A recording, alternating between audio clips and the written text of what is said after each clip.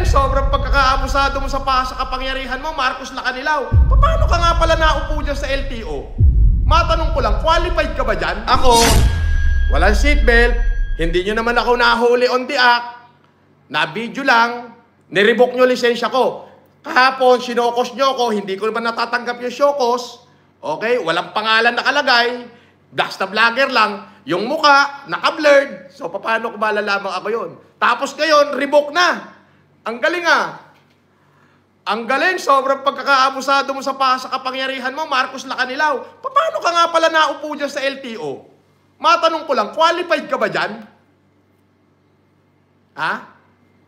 Qualified ka bang mamuno dyan sa LTO, Marcos Lacanilaw? Kung qualified ka, bakit napakarami sasakyan, lalo na yung mga encumbered sa bangko na nalilipat sa pangalan, kahit naka-alarma? Personal experience ko yan. Shout out sa'yo. Para pagtakpan mo yung kabulukan ng ahensya mo, sinakyan mo ko nang walang due process. Kupal ka, di sabit kayong lahat ngayon. Ako, marami na kami. Ayaw lang mag-vlog nung iba. Marami kami, sabay-sabay kami magsasampa ng demanda sa'yo.